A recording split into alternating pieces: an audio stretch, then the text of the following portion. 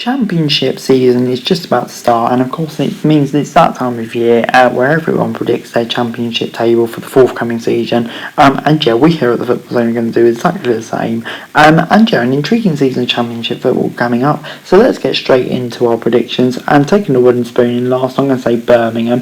7 dogfights in the space of 9 campaigns means Blues have been circling the train for some time. Following delayed activity due to off-field uncertainty, it's hard to see a squad seen on senior options going unscathed this time. A traumatic season likely awaits, especially with uncertainty on the old ownership situation. Moving on then to 23rd, Reading. Points deductions were a saviour for Reading last time in many ways, because of course they had one, but Derby also had one, which meant survival. And yeah, with key players like Laurent and Swift going, the Royals could be in for another tough season, maybe even worse. Moving on then to 22nd, Rotherham. Replacing Smith will get some used to. While the Millers have good midfielders, their style revolves around their complete target man.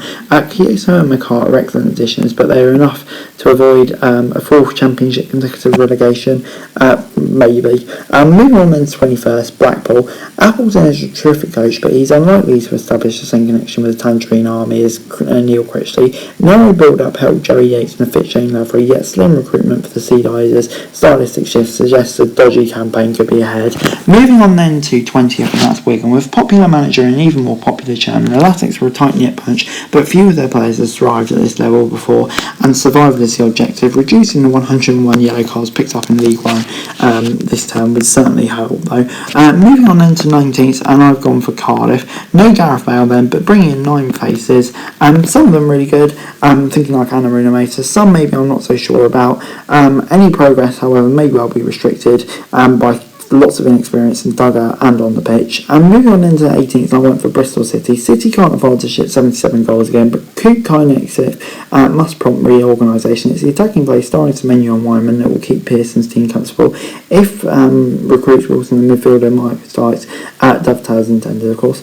Moving on into number 17, and that's Hull. Hull are now shopping in loftier markets after, as Turkish Simon Cowell, Irakli, 6 positive first senior and owner. Obviously losing Lewis Potter was a blow, but bringing in Surrey and stuff like that, great signing, but it could take time for adapt. Moving on then to number 16th, and I've gone for Sunderland. The Black Cats will assess the mid-table on their championship return, but talisman Ross Stewart has lofty individual ambitions with interest from elsewhere. Don't bet against Loch Ness Jogma making a splash under O'Neill and dragging into mid-table. Moving on then to number 15, and that's Blackburn. New manager Thomason could well work wonders with talent such as Buckley and McAndrew.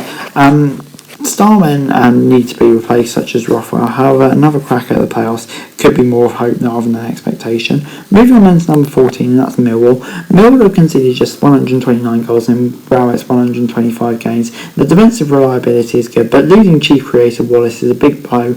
And yeah, attack has to be the main concern for Millwall this coming season.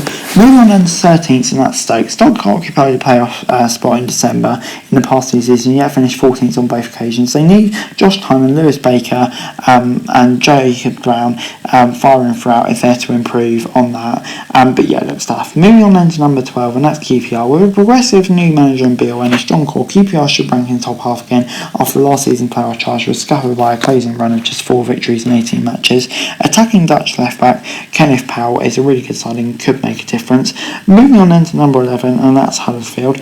And yeah, obviously, we thought Huddersfield would be on for a really good season. They could build on last season, but having lost Corberan, a few players to Nottingham Forest, Toffolo, etc., it could be a tough season for them. But I still think they've got enough to finish solid in the table. Moving on then to 10th, and that's Preston. Having a 2021-2 season when Lowe grabbed the reins in December, P&E would end up 6 points shy of the playoffs, and not 11. And top 6 still is likely for the club, more adventurous under the Scouts, so if recruitment is deep down is good. Moving on then to number 9, and that's Luton. Thanks to the club's intelligent recruitment and Nathan James' excellent coaches, Luton required their highest finish in 30 years. With a new stadium on the horizon, there are plenty of reasons to be positive. It would be tough to match last season, but yeah, I still think they're heading in the right direction.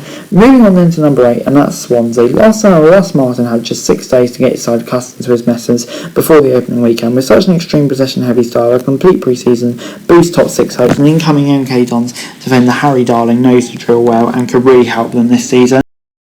In 7th icon for Coventry, a further progress throughout Robin's tenure, and a continuation of that tenure would put Cov in a good position to be playoff contenders this season. Their big hitters will either rip it up after staying in August or lose some purse strings for a canny recruitment team by moving on, and yeah, that wouldn't be a bad thing necessarily. In 6th, I went for Burnley. There's many teething problems. The centre-back partnership of 6 years standing has been replaced with 3 young defenders, but with Twine intended to embrace the step up under the motivation of new managers, Company's Clarets could end up being some prospect this season.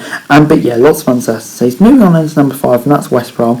Albion hope the signings of Swift, Wallace, 2 of the division's 3 most prolific creators last season, can draw them back into contention. They are capable forwards. Working out how they get involved will be a test for Steve Bruce, though, undoubtedly.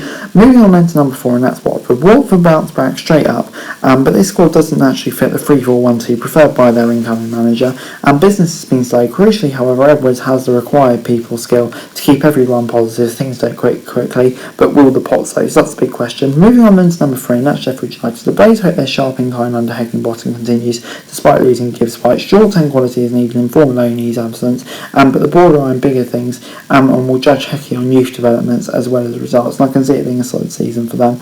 Moving on into number 2, and I went for Norwich. Norwich have won the title in their past 2 championship seasons, and it's not all hunky-dory, but Grant Stanley and Ben Gibson come to customers, while last time's gambles like Nice midfielder Pierre Lismilou could lead for another push at the top this season.